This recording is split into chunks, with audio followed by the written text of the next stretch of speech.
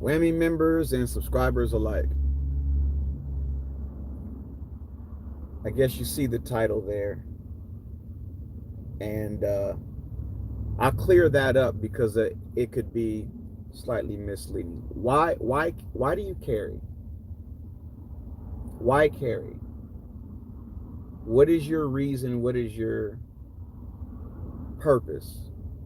In fact, what is your purpose for being like, why are you into guns? Why do you buy guns, carry guns, talk about guns, shoot guns? Why?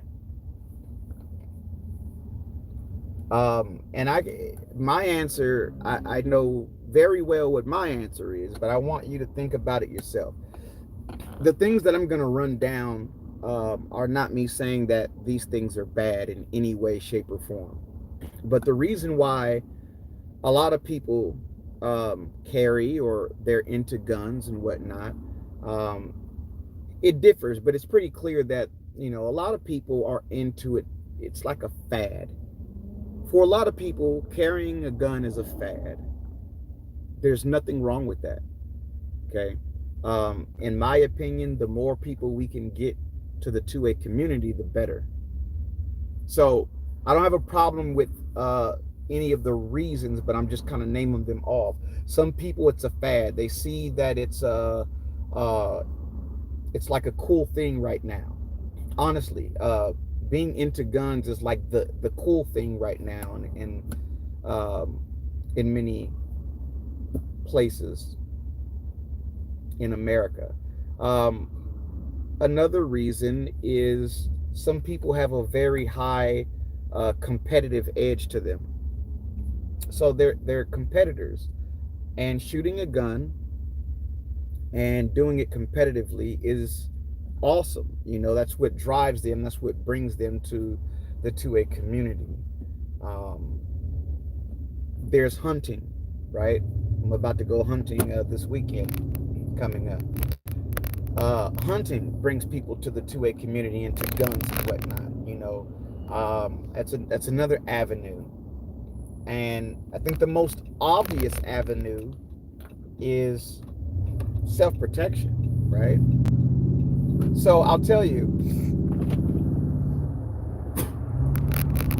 excuse me, I got into guns through simultaneously two things, both hunting and protection. And it wasn't my mindset wasn't on a carry everywhere you go mentality when I first got it. Well, when I was only 11 years old, when I really got into guns, like really started paying attention. That's when I started hunting. That's when I had my own rifle at 11 years old, and I still have that rifle. But my point is, I got in through both hunting and self-defense. If you are a fan of the channel and you've went through old videos and whatnot, things of that nature, then you know that my family's been through a lot, and I've been through a lot, as far as self-protection. The amount of times I've had to use my firearm in order to save my life is abnormal. It's almost like I'm a cop. Okay, police officers having to draw their gun in self-defense, the amount of times that they go through that is equivalent to how many times I have on average, I would say. And it's not because I grew up in a bad neighborhood, although there's a couple things have happened because I lived in a bad neighborhood when I was young. But once I got older, I'm immediately leaving out of that atmosphere. So the things I went through, the majority of them were way out somewhere, nowhere near a bad neighborhood. So for you guys who are watching, who are maybe new to the channel and whatnot, there's lots of new subscribers. I'll just give you a quick rundown. My father, uh, unfortunately, was forced to take a life due to someone breaking in our house. Okay, someone broke in the house to try and harm us. Dad protected the family and took that guy out. Okay, he did not survive. He died on our living room floor.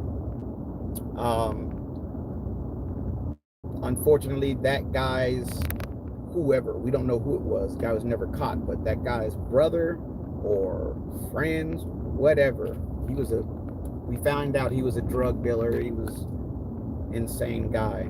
But his friends or whoever he hung out with or whatever, eventually shot my father from over 150 yards away. Okay, like a sniper shot, basically. Well, the gun was found, but back then fingerprints wasn't a thing. So they found the gun. It was in the newspaper and all that, Longview, Washington. And, you know, Dad was in a body cast for like a year. All right, so moving on. The thing, he's been through a lot. My grandfather, before him, been through a lot. Was in 2 wars, Korea and World War II. And then now here I come, right? And it's as if there's something to this. Now I go through a bunch of things, but see, now I'm more seasoned. My grandfather and my father taught me in a way that, hey, look, we were in situations that, you know, it came to the point of gunfire. But when you really know what you're doing, when you're really on your toes, when you're really, truly advanced, you won't have to pull that trigger, period. You'll be so ahead that you won't actually have to pull that trigger. And that's what I was taught, and that's what I've done. And I've been, in my opinion, I've been blessed that I haven't had to pull the trigger. Because here's the thing, I don't care how advanced you are, there are situations you have to pull the trigger. It gets like that. So I've been blessed. I'll say that. I've been blessed. But I am also very aware. I'm advanced. You know, I know how to move. And therefore, I haven't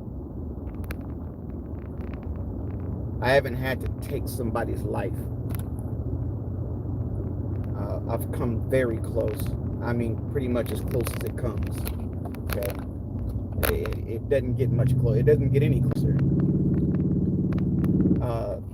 Sorry, you're gonna hear a Hemi. But you know, these are the reasons why I carry. Is because of, we've really been through this stuff. It's not a matter of you know, just, we're not followers or, you know, or anything like that. Like, this was like an action and a reaction, direct. You know, someone tried to harm the family, we protected ourselves.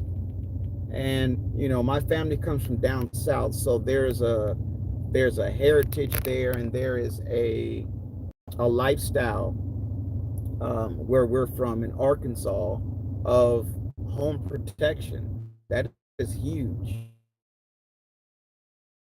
And as I was growing up, carrying 2002, who said, hey man, I just got my license to carry and you need to do the same thing. And I'm like, okay, because I had just bought a new 9mm pistol. I was basically brand new 21. So I went and bought a pistol. And he had bought a pistol as well, Kimber, when they were great, when they were awesome guns. And so anyhow, you know, then my mindset changed, because it's like, yeah, absolutely, things happen everywhere, not just someone breaking in your home. But you got to understand, up until, you know, that point, the only real issues we had ever had was someone breaking in our home. So that's where my mind is at, you know. Clearing my house because I heard something crazy, that was part of how I was raised. So um, you know, under that question of why do you carry, like what got you started is the question, I guess. What got you into this? And there is no wrong answer. One's not better than the other or anything silly like that. It's just simply, why are you into it? Why do you carry? And once you got into it, did your mindset change? You know, because what'll happen is you begin to learn a lot of things. You start to realize, you know, things you'd never realized before. And then boom, now you begin to see firearm ownership in a different light than when you first got in. You know, I did. I sure did. And I know lots of other people who have. So, yeah, in the comments, you know, let me know in the comments, um, what got you started. Why do you carry? Um, I'd like to see I'd like to see the responses to that. And to add on to that, once you started carrying, once you became a firearm owner, did your view on the Second Amendment change gradually as you became a firearm owner? Mine's absolutely did. I wasn't as much into the whole politics of everything uh, when I was younger. And as I, you know, became a range master, and then at some point I began managing the gun range, having those conversations with the, you know, people coming in, whether it be law enforcement or just regular civilians. Then you start getting into the whole, you know, the politics of everything, and understanding that this isn't something that you can just sit back, do nothing, and it's still going to be there. No, we got to fight for this thing. Unfortunately, we shouldn't have to, but we do. So, um, let me know. Let me know in the comments, guys. Why did you get started? And then once you got started, what did you learn? Did your view change on the Second Amendment? If so, how? Talk to you later. Much appreciated. Whammy out.